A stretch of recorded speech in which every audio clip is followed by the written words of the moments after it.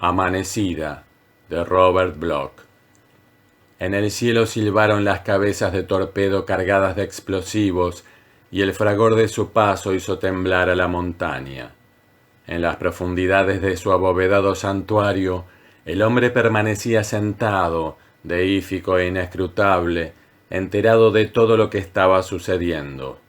No tenía necesidad de salir de su refugio para contemplar el cielo. Sabía lo que estaba sucediendo. Lo había sabido desde aquella noche en que el sol parpadeó y se apagó. Un anunciante, embutido en la bata blanca, símbolo de las artes curativas, había estado emitiendo un importante mensaje acerca del laxante más popular del mundo, el que la mayoría de la gente prefería, el que 4 de cada 5 médicos usaban personalmente. En medio de su elogio de aquel nuevo y sorprendente descubrimiento, había hecho una pausa para advertir al auditorio que se dispusiera a escuchar un boletín especial. Pero el boletín no llegó. Un momento después, la pantalla ennegreció y rugió el trueno. Durante toda la noche la montaña tembló, y el hombre sentado tembló también, no por miedo al futuro, sino por miedo al presente. Había esperado aquello, por ese motivo se encontraba allí. Otros habían hablado del asunto durante años, habían circulado rumores, advertencias solemnes y comentarios en las tabernas, pero los que esparcían rumores, y los que hacían advertencias, y los que comentaban en los bares, no habían hecho ningún movimiento. Se habían quedado en la ciudad y solo él había huido. Algunos de ellos lo sabían, se habían quedado para aceptar el inevitable final del mejor modo posible, y él los admiraba por su valor. Otros habían tratado de ignorar el futuro, y él los detestaba por su ceguera, y a todos compadecía. Había comprobado hacía mucho tiempo que el valor no era suficiente y que la ignorancia no representaba la salvación. Las palabras prudentes y las palabras estúpidas son idénticas en un sentido. No detienen la tormenta, y cuando la tormenta se acerca, lo mejor es huir. Él se había preparado aquel refugio montañoso a mucha altura sobre la ciudad y estaba a salvo, y estaría a salvo durante los años siguientes. Otros hombres de igual riqueza podían haber hecho lo mismo, pero fueron demasiado listos o demasiado estúpidos para enfrentarse con la realidad. De modo que mientras ellos esparcían sus rumores y pronunciaban sus advertencias y hacían sus comentarios, él se había construido su refugio, revestido de plomo y aprovisionado de todo lo que podía necesitar durante años, incluida una generosa provisión del laxante más popular del mundo. Por fin llegó el alba, y los ecos del trueno se apagaron, y el hombre se dirigió a un refugio especial desde el cual podía enfocar su telescopio sobre la ciudad. Miró y remiró, pero allí no había nada que ver, nada sino nubes en remolino que giraban cubriendo con su negrura el inflamado horizonte. Se convenció de que tenía que bajar a la ciudad si quería ver, y efectuó los adecuados preparativos. En primer lugar, un traje especial fabricado a base de tela aislante y láminas de plomo, difícil y costoso de obtener. El traje era un alto secreto, del tipo que solo poseían los generales del Pentágono. No podían procurárselo a sus esposas y tenían que robarlos para sus amantes, pero él tenía uno, y se lo puso. Una plataforma móvil le ayudó a descender hasta la base de la montaña, donde había un automóvil esperándole. Lo puso en marcha, las puertas se cerraron automáticamente detrás de él y emprendió el camino hacia la ciudad. A través de la mirilla de su casco aislante contempló la niebla amarilla y condujo lentamente, a pesar de que no encontró ningún tránsito, ninguna señal de vida. Al cabo de un rato, la niebla desapareció y pudo contemplar el paisaje rural. Árboles amarillos y hierba amarilla silueteándose contra un cielo amarillo en el cual grandes nubes negras giraban y giraban. Un cuadro de Van Gogh, se dijo a sí mismo, sabiendo que era una mentira, ya que ninguna mano de artista había destrozado los cristales de las granjas, arrancado la pintura de las paredes de los graneros, ni estrujado el cálido aliento de los rebaños que pacían en los campos, dejándolos en pie, helados, muertos. Condujo a lo largo de la ancha carretera que desembocaba en la ciudad, una carretera que habitualmente hervía de objetos multicolores que eran vehículos a motor, pero no había ningún automóvil en toda la longitud de la arteria. No los vio hasta que se acercó a los suburbios. Al doblar una curva, estuvo a punto de chocar contra varios de ellos, y le invadió el pánico y se detuvo. La carretera, ante él, aparecía llena de automóviles hasta donde alcanzaba la vista. Una masa sólida, guardabarros contra guardabarros, dispuesta a avanzar hacia él con chirriantes ruedas. Pero las ruedas no giraban. Los automóviles estaban muertos. Toda la carretera era un cementerio de automóviles. El hombre cruzó el lugar a pie, inclinándose reverentemente ante los cadáveres de los Cadillac, los cadáveres de los Chevrolet, los cadáveres de los Buicks. Delante de sus ojos tenía la evidencia de unas muertes violentas, los cristales destrozados, los guardabarros aplastados, retorcidos. Las señales de la lucha eran lastimosas de ver. Aquí había un diminuto Volkswagen aplastado entre dos poderosos Lincolns. Aquí un MG había muerto debajo de las ruedas de un impresionante camión. Pero ahora todo estaba inmóvil. Los Dodges y los Hornets y los Ramblers. Resultaba duro para él comprobar la tragedia que había sorprendido a las personas que iban en el interior de aquellos vehículos. También estaban muertas, desde luego, pero su fallecimiento no era tan impresionante.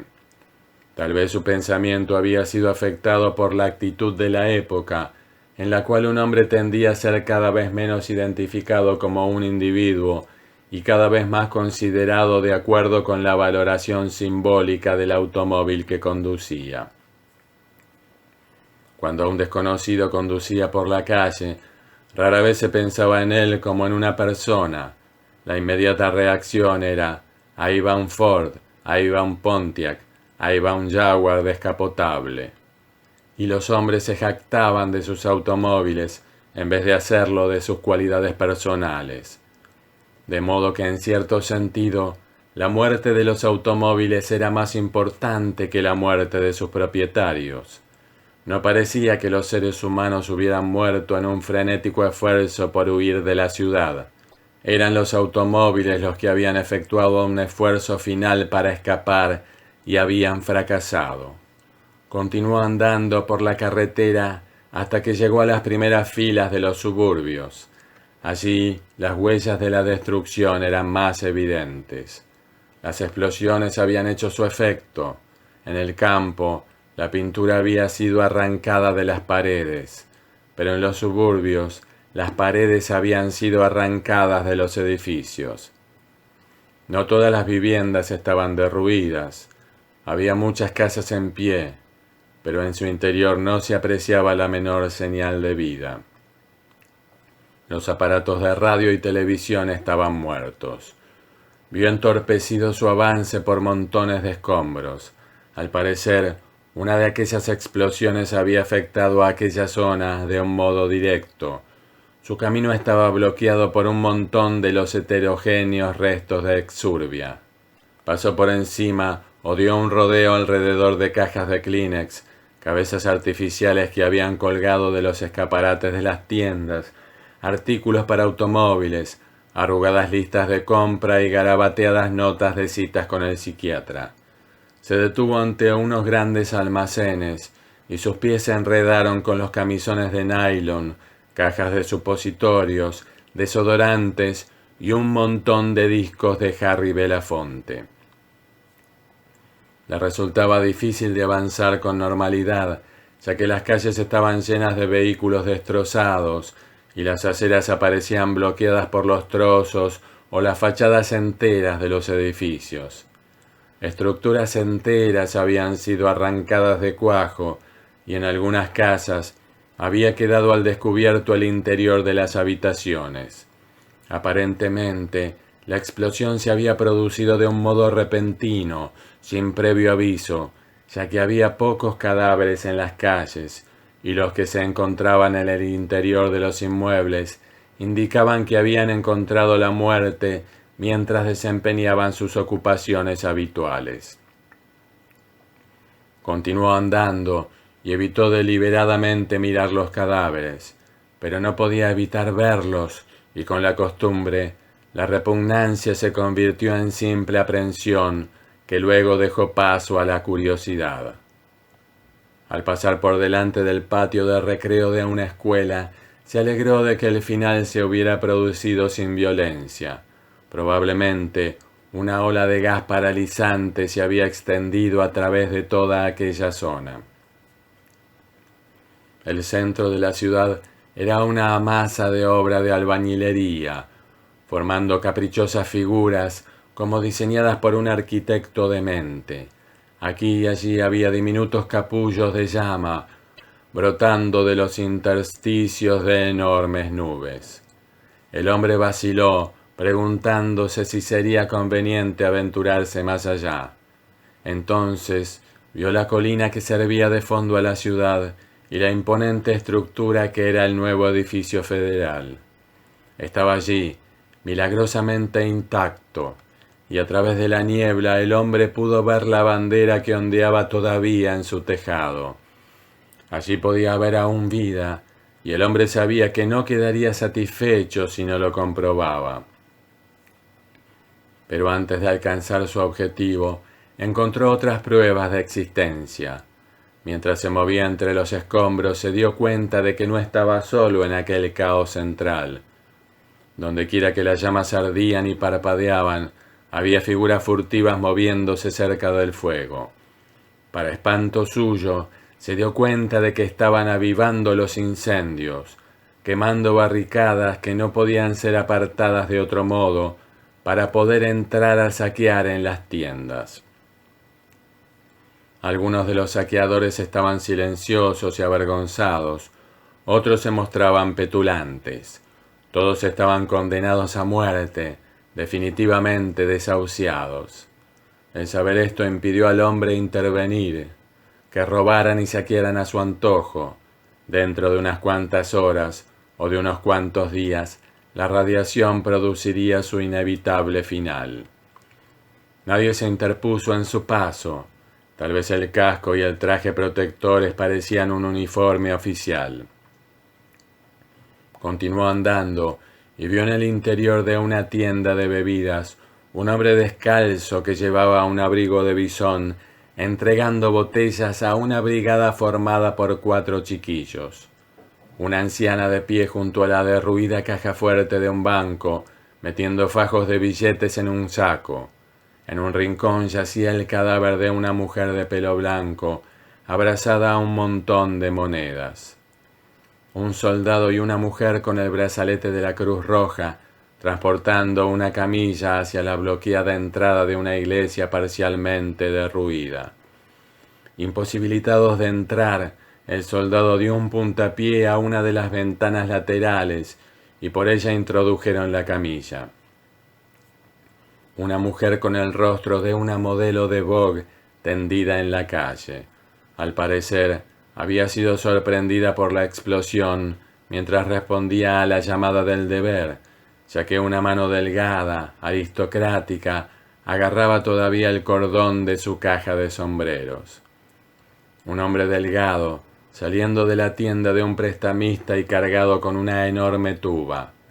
Desapareció momentáneamente en una carnicería y volvió a salir con la trompa de su tuba llena de salchichas. Unos estudios de radio, casi destruidos, con su sala de sonido decorada con los carteles de las 15 variedades distintas de los cigarrillos preferidos por los norteamericanos, y de las 20 marcas de la cerveza preferida por los norteamericanos. Una mujer sentada en la calle, llorando sobre el cadáver de un gatito. Un autobús aplastado contra una pared, los pasajeros empujándose para salir, incluso en el rigor mortis.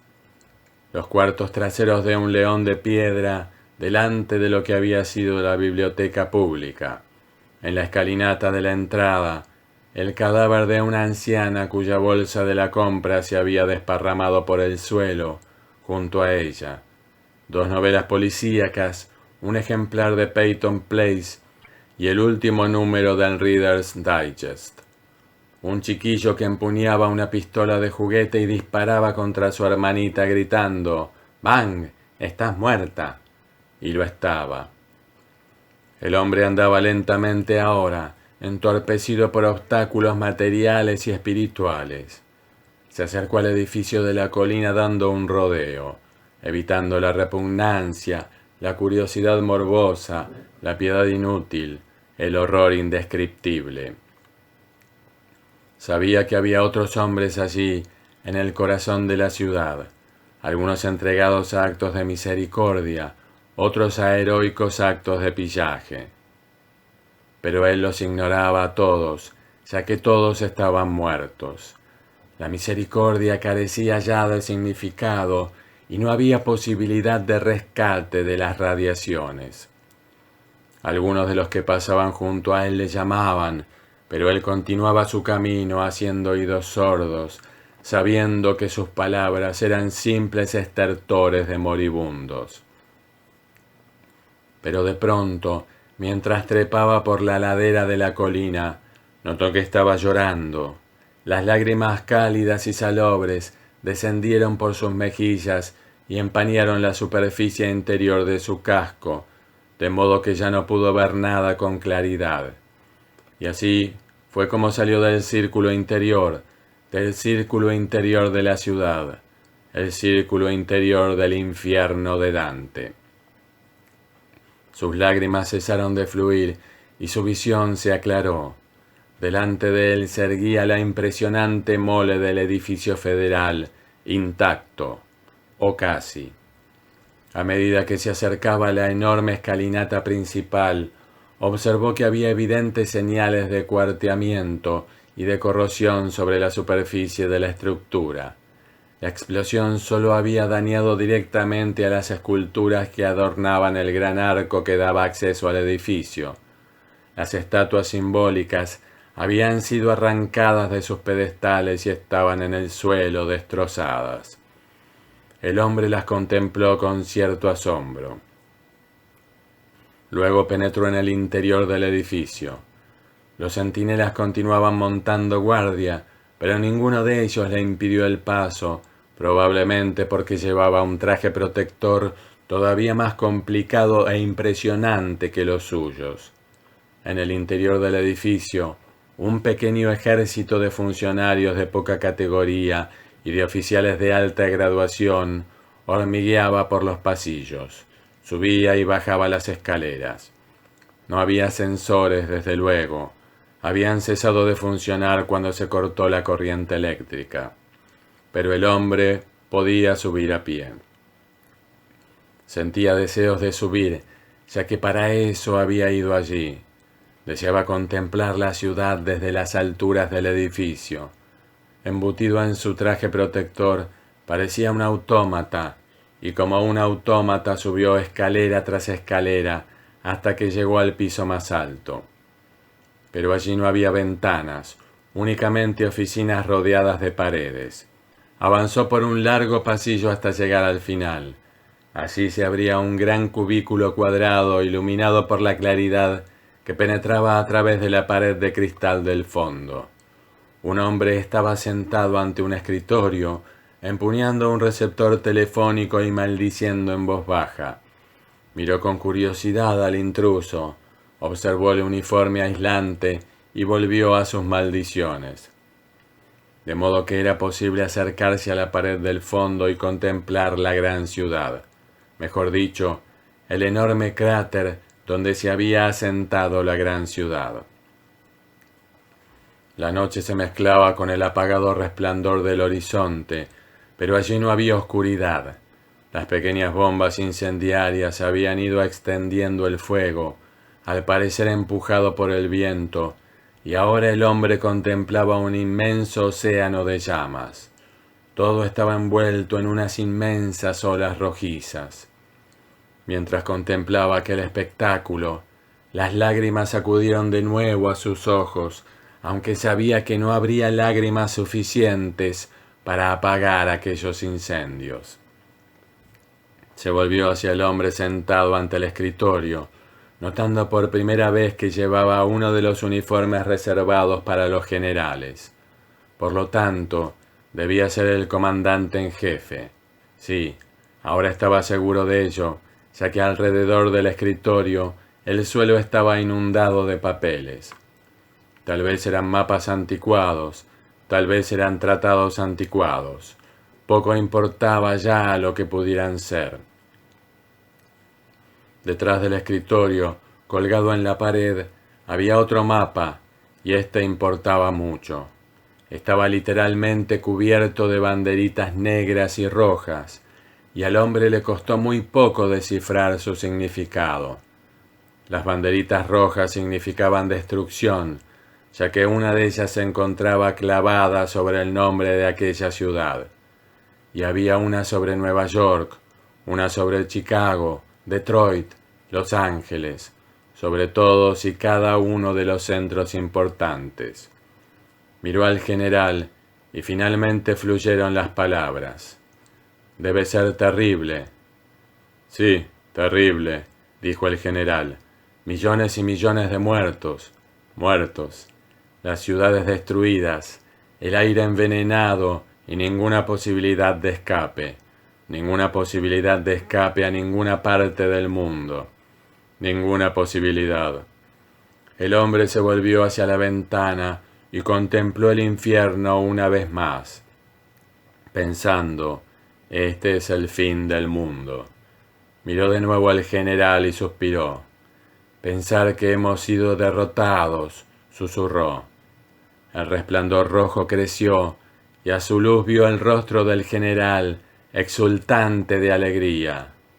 «¿Qué está diciendo, hombre?», dijo orgullosamente el general, mientras las llamas crecían y crecían. «¡Hemos ganado!»